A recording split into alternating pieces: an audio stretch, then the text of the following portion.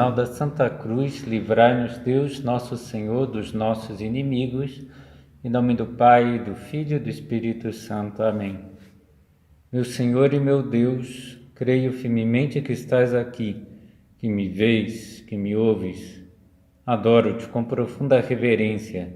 Peço-te perdão dos meus pecados e graça para fazer com fruto esse tempo de oração. Minha Mãe Imaculada, São José, meu Pai e Senhor, meu anjo da guarda, intercedei por mim.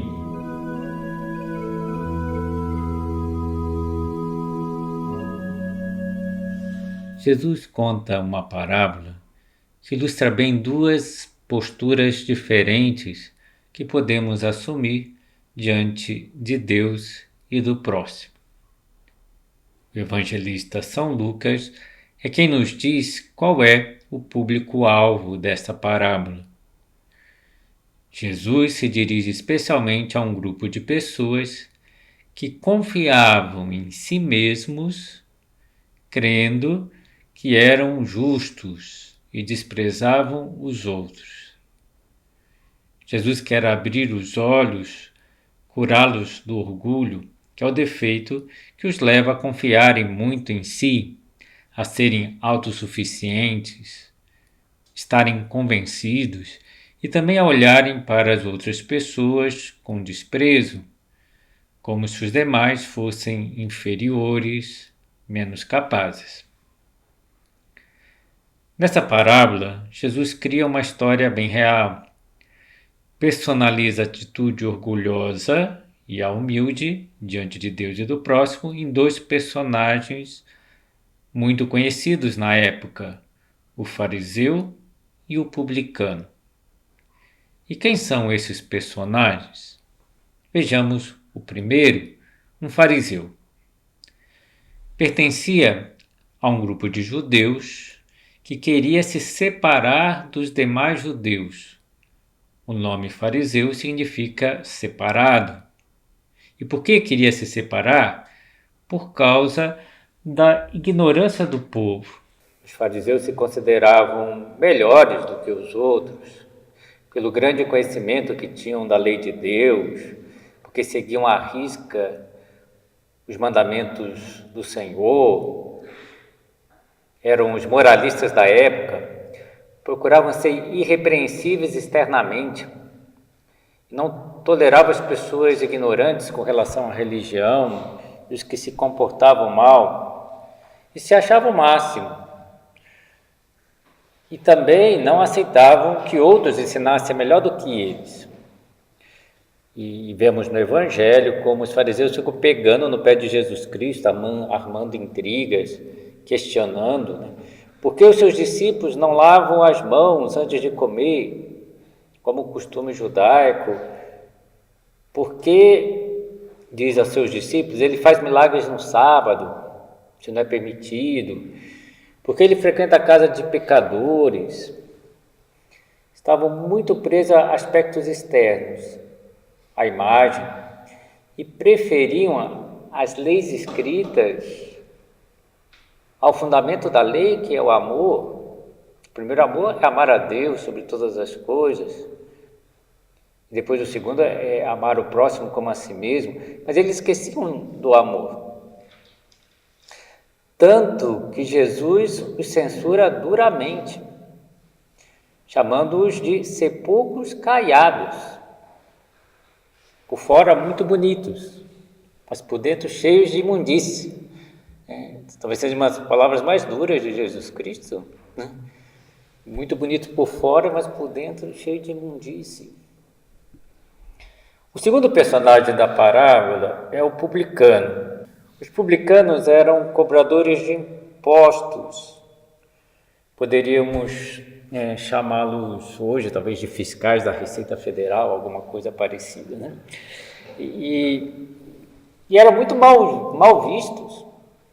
Por quê? Trabalhavam a serviço do governo romano, que dominava os judeus, e cobravam taxas, muitas delas, mais do que era devido, e se enriqueciam indevidamente.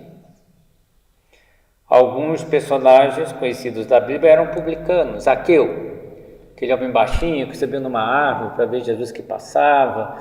Jesus pede para ele descer da árvore, Jesus vai com ele para sua casa, ele se converte.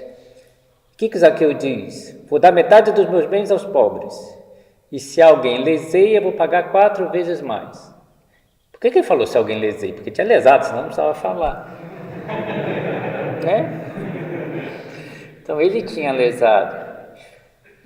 E se a gente reparar bem no Evangelho, quando se fala dos pecadores, fala, por exemplo, junta com publicanos e prostitutas, né? Coloca nesse nível, né? Até é bonito ver que Mateus, que era publicano, quando ele vai fazer a lista dos apóstolos, em que ele está presente, ele é o único que fala Mateus ou publicano. É como se ele colocasse Mateus, o pecador. Então, essa era a fama, né? De que eles eram ladrões, desonestos, que roubavam. Então Jesus coloca esses 2 personagens, um fariseu e um publicano, que vão rezar na cidade santa,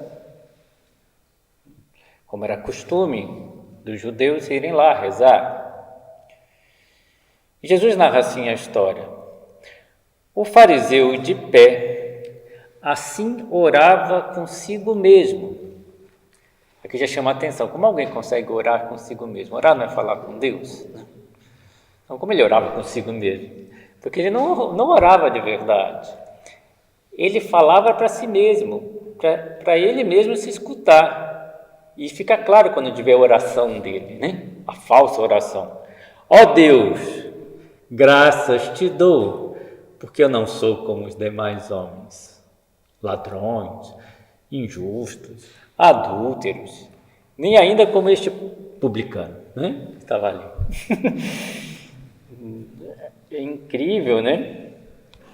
E não falava com Deus, gabava-se de ser bom, sentia-se bom, e estava autoelogiando, procurava a si mesmo.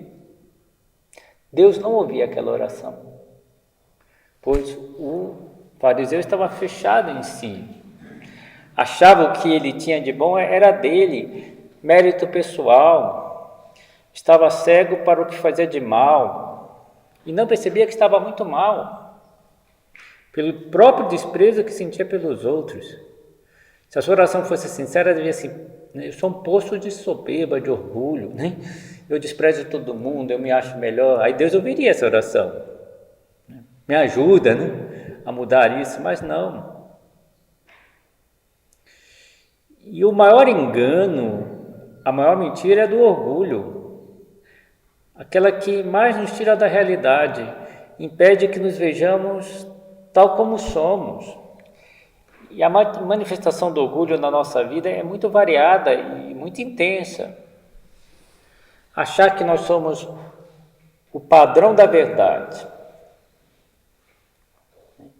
Porque às vezes há muitas discussões por aí, porque as discussões se acendem tanto, que as pessoas pensam, não é possível que eu esteja vendo errado, eu sou um homem sensato, eu estou vendo as coisas como são, então eu estou certo, e os outros estão errados. Olha o orgulho, né? E a pessoa começa a achar que todos têm que dar atenção a ele, a mãe, a esposa, tem que viver ao seu dispor. Os amigos têm que entender que hoje eu estou de mau humor. Será que os amigos têm que entender que você está de mau humor? Ou você que tem que mudar o humor? A pessoa começa a olhar tudo diferente, uma lógica estranha. O chefe tem que entender os motivos do meu atraso, a entrega de um trabalho. Será que você não tinha que ter se empenhado mais? Pelo menos pedir desculpa por ter atrasado. Tem pessoas que começam a achar que Deus tem que fazer as leis, os mandamentos de acordo com a sua forma de ver. Mentiras, só as que eu acho que são mentiras. Isso aqui não é mentira, não. O que eu posso fazer ou não fazer no casamento, né? Que ninguém vem me dizer, que a igreja não vai me dizer, isso eu que decido, né? Deus tem que aceitar a quantidade de oração que eu acho conveniente, né? Então você fala, puxa, sopros de vaidade, abafei, né? Na reunião, na conversa, né? Eu sou demais, minha avó já dizia, esse menino vai longe, né? Não vai longe. E às vezes os pensamentos, eu vou dizer, né? Eu sou bonito, eu sou inteligentíssimo, né? Tinha uma música, né, que era ridícula, né? Tinha um padre que cantava, a gente ria pra caramba quando ele cantava, né? Que era uma música meio caipira, assim, que dizia, né? Eu sou bom pra caramba, além de bom, eu sou bonito. De beleza, nota 10, de bonzura infinito. Então, mas o padre cantando ficava ridículo, né? Todo mundo quer na gargalhada.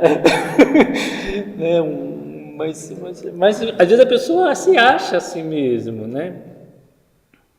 Começa a desprezar os outros, julgando de uma maneira negativa, analisando como se estivesse acima dos outros, criticando os outros.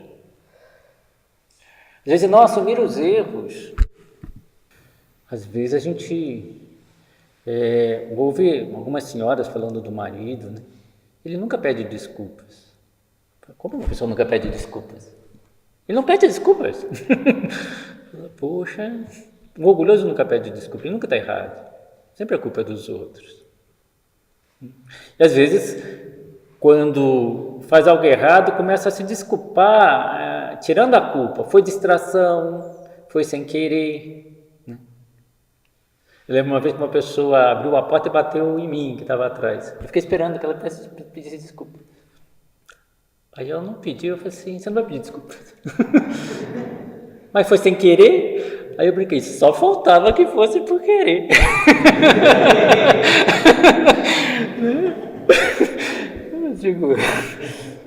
Mas não foi sem querer, né? Mas ela atingiu o outro, né? Pede desculpa, né? Achar que somos bons, há muita gente pior do que eu, não sou tão mal assim. Às vezes esses raciocínios, né? Eu sou ordenado, eu sou responsável, eu dou conta. Às vezes a gente não fala assim, eu faço isso, mas começa a falar, o fulano é uma bagunça, não é como eu, né? É o caos, não sei como ele consegue, não sei como ele aguenta.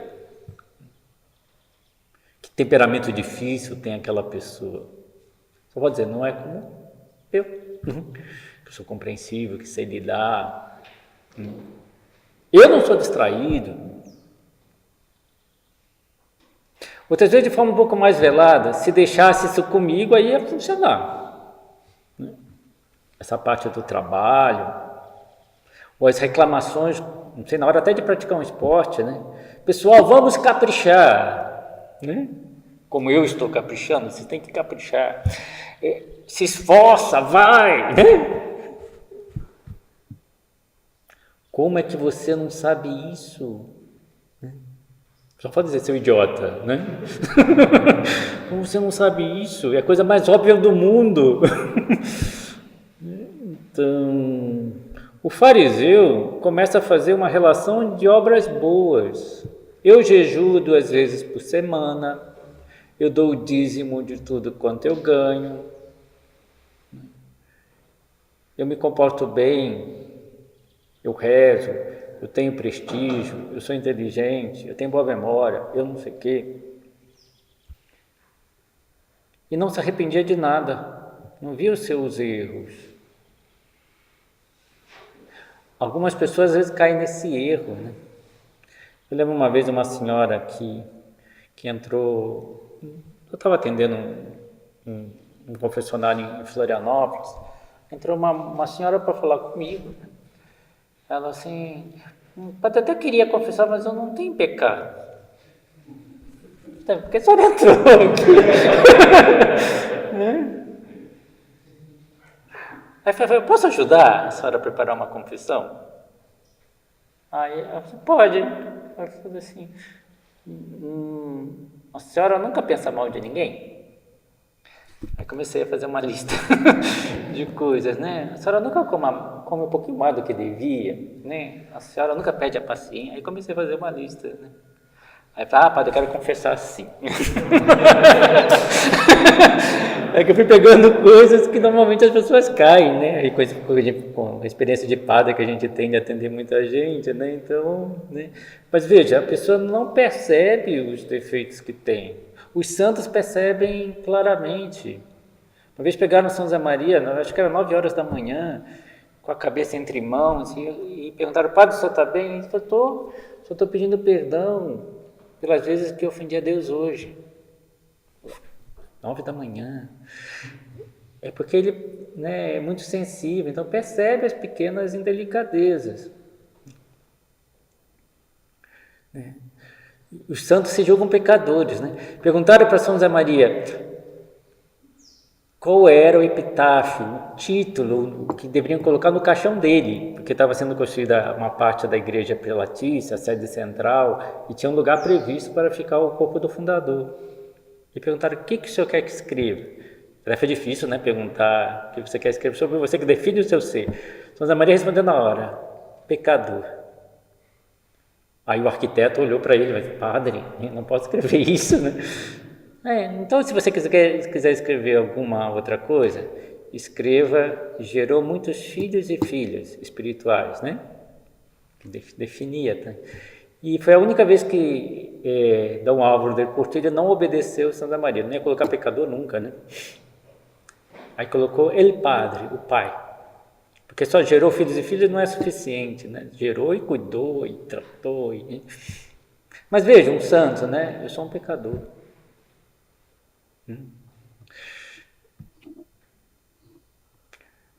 O publicano, estando em pé de longe, nem queria levantar os olhos ao céu, mas batia no peito, dizendo, ó Deus, sede propício a mim, pecador.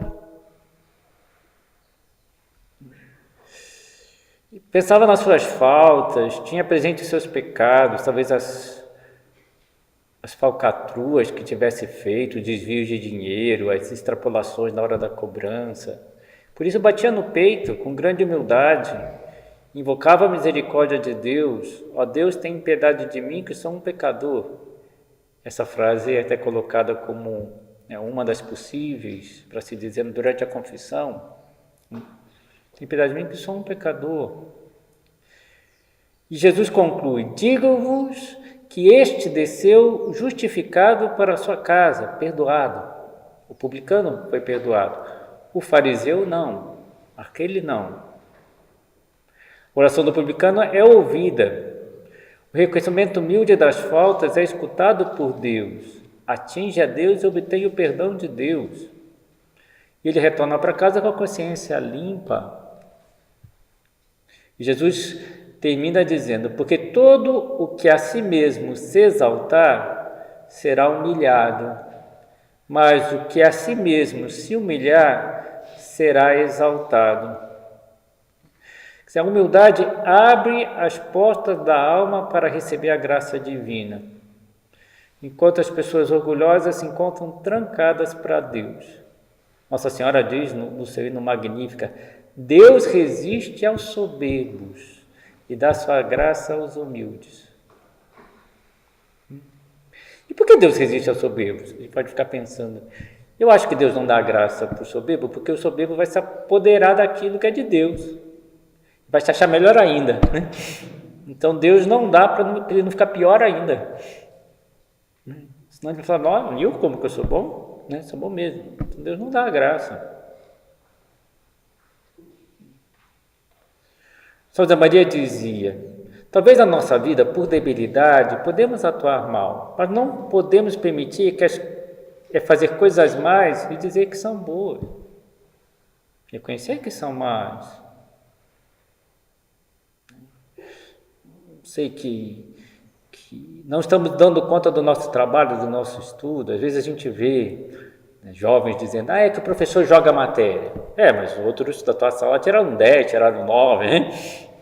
E joga a matéria para todo mundo. Mas a pessoa sempre arruma uma desculpa. Ou por não estar rezando o que deve, que estou em épocas de prova.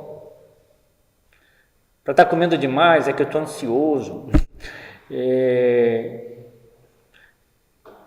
Por ter sido grosseiro, a pessoa diz, não, eu precisava falar claro, né? Porque a pessoa entendesse, né? Será que precisava faltar caridade? Pretexto, nunca te faltarão para deixares de cumprir os teus deveres. Que fartura de razões sem razão. Não tem razão. Então, reconhecer a nossa situação. A humildade é a virtude que nos ajuda a conhecer a nossa verdade. Simultaneamente, a nossa miséria e a nossa grandeza. São José Maria dizia, tinha a ladainha do nada, né? Eu não posso nada, eu não valho nada, eu não tenho nada, eu sou nada. Mas eu sou filho de Deus. Esse equilíbrio é difícil, tá? De conseguir. Às vezes a pessoa fala, eu não valho nada, eu não posso nada. É orgulhoso pra caramba. Eu não sou nada, eu não presto, eu não sirvo, né? Olha o orgulho aí. São José Maria dizia com toda serenidade, eu não sou nada, não valho nada, não posso nada, mas eu sou filho de Deus. Né? E com a graça de Deus eu posso levar uma vida maravilhosa, de filho de Deus. Mas sem Deus, eu não sou nada, eu vim do nada. Se algo eu tenho de bom, eu devo a Deus, que me criou, que me pôs no mundo, que deu os meus talentos. E o orgulho é a grande mentira de atribuir somente a nós o que temos de bom. A nossa capacidade de julgar as coisas acertadamente, os nossos dons, os nossos talentos.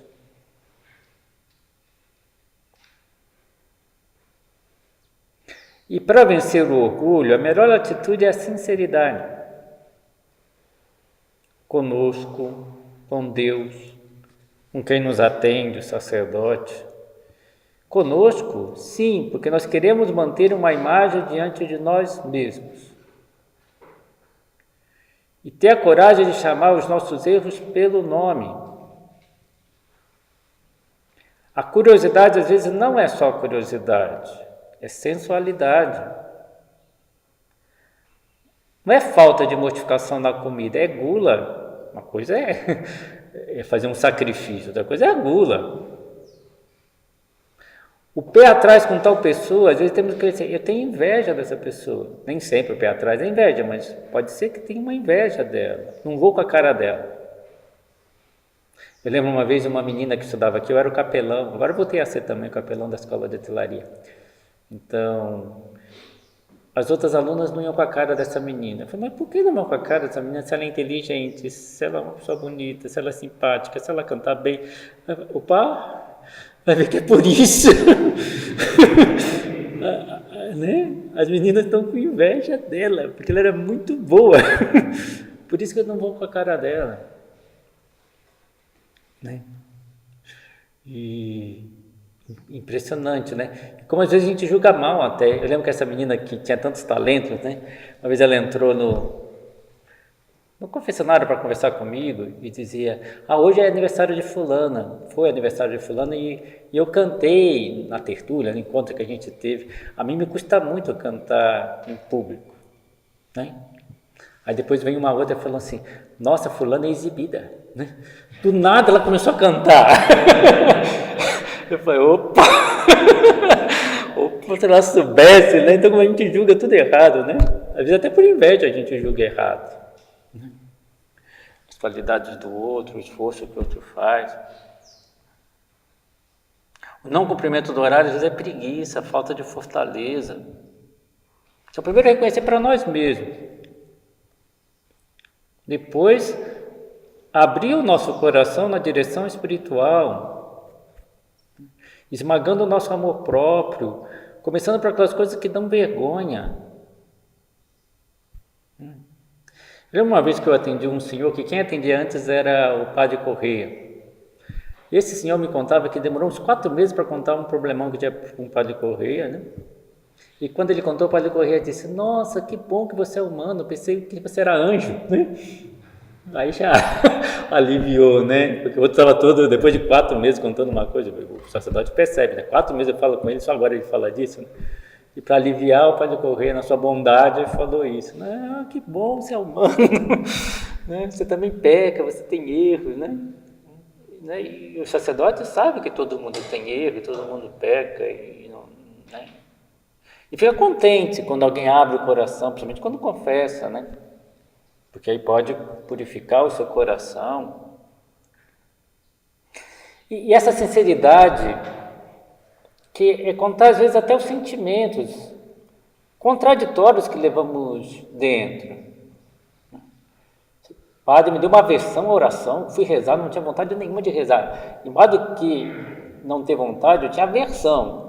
Vou falar que tipo um padre que tem aversão de rezar? Mas teve ou não teve? Não fala, né? Provavelmente o padre fala: você rezou a si mesmo? Eu sei, então tá bom, fica tranquilo, né? Vai acalmar. Vocês contar o sentimento que nós temos de vítima, manifestar os fatos, as intenções, os pensamentos, aquelas coisas que vamos cozinhando. É importante contar essas coisas, que eu falo cozinhando, assim, um dia eu vou dizer umas boas verdades para aquela pessoa. A gente vai cozinhando, né? E a gente acaba dizendo depois. Mas por que eu não falo para o sacerdote antes? Padre, eu estou cozinhando umas coisas aqui no meu coração, né? Que você fala, já confessa, e nem vai chegar a falar, né? Porque você vê que está errado, já pede perdão antes, daquele pensamento. Essa pessoa é muito sincera que faz isso. Manifesta as intenções. Né? Fiquei quieto para mostrar desagrado, né? Que eu não estou contente com as atitudes, seja da esposa, de quem for. Fiquei quieto.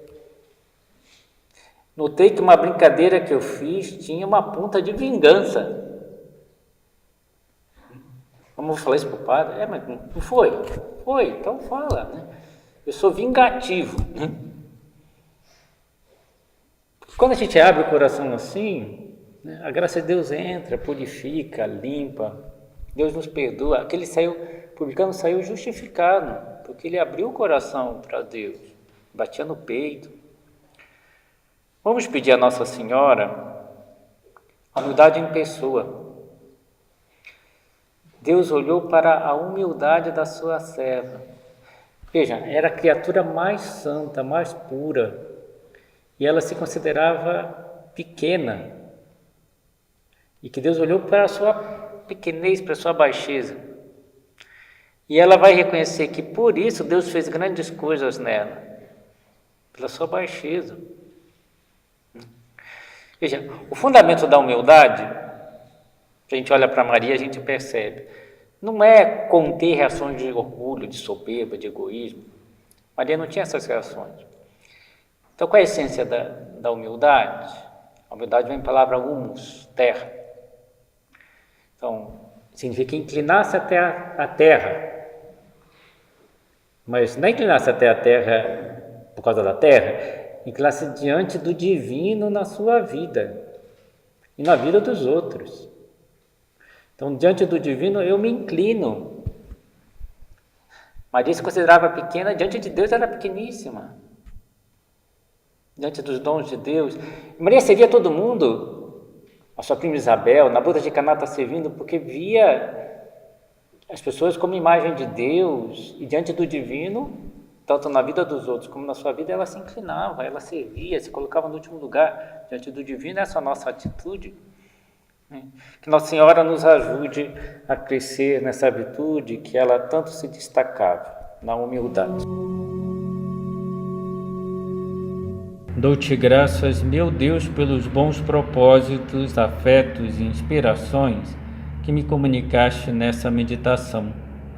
Peço-te ajuda para os pôr em prática.